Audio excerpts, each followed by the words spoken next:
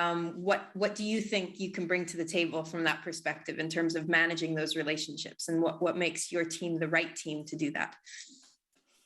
Sure. So to start off with your first question about business model, really, so in terms of distribution, you mentioned, are we going to be responsible for, fulfillment of the actual devices? To a certain extent, and especially at the beginning, certainly we would be. But just because of our faith in the importance of this project, we really want to make that technology more openly available, which is why our actual business depends more on that consultancy that you mentioned. So really just bringing our ability and coordination to the relationships is more of the role that we would take in terms of, producing profit, for example. Because otherwise we really, we hope that technology itself could be really widely available as it scales around the world. Now to talk to your second question, in terms of the skills that we offer for consultancy, we have been in this project for a while, so we do have a lot of insights into the field. Certainly, we're students. We don't have those long-term industry connections that you might be thinking of, that a lot of consultants have. But the really important part of the niche that we're filling is really that mediation and understanding aspect. And as designers, engineers, and thinkers about the problem, we really have a handle on that. So as partners in the industry, we have all the resources we need to actually mediate those relationships and fulfill what we need to. Thank you. I have a question about the crowding. You said everything's getting so crowded offshore, and I believe you said that the fisheries are blocked from the approved wind farm areas. Yeah. You said that, right? So, but why then is the Scupp system going to be allowed in the wind farmed areas? Because that it'll have boats coming in and out harvesting. So why are you going to be allowed to? You'll be a consultant, so you said that, but you'll That's also right. be handling all that legal stuff. I mean, Exactly. It sounds like a lot of legal activities that you'll have expertise in. It is, yeah, and yeah. So we're building our team continuously to even build our expertise on that. But really, the reason that our team is valuable as a group and as workers to these wind farms and aquaculturists is that whose job is it on the shellfish farm to go and talk to NOAA or the Bureau of Ocean Energy Management?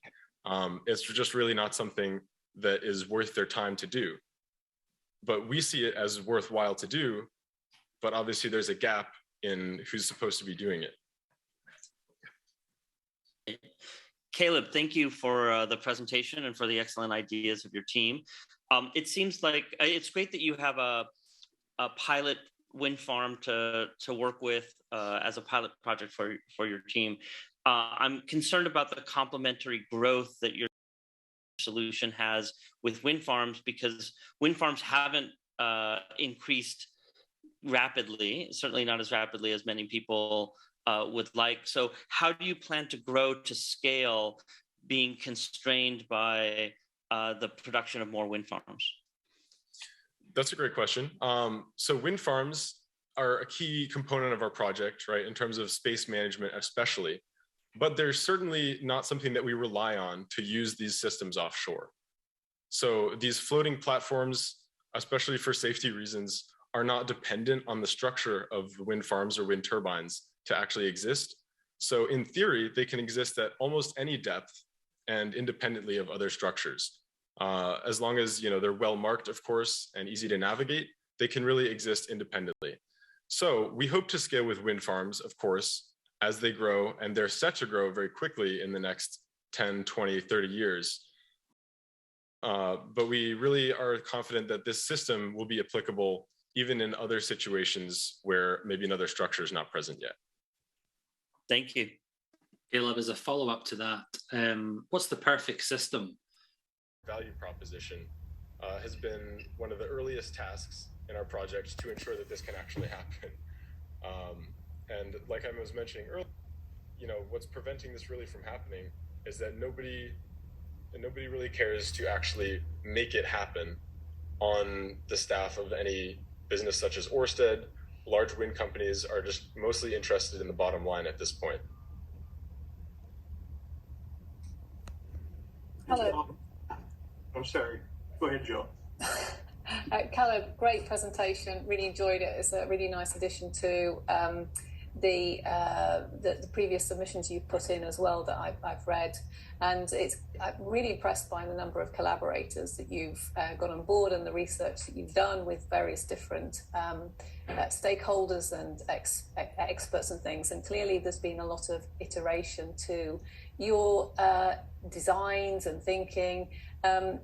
From a very sort of collectively selfish perspective, what was the key learnings that you took away from, or what iterations have you made to your existing idea as a result of this process through the Wege Prize? What's been the one key thing that you've benefited from? Yeah, through Wege Prize specifically, our key development really has been around the circular economy. You know, it was always a concept that we were familiar with. It really dovetails well with our project, but it was not such a cornerstone of our project as it is now. So the consideration of, you know, materials used, what happens to these structures once they are, you know, worn out, is much bigger in our minds now. You know, while we're developing these ring structures, can we use recycled aluminum, or is steel better?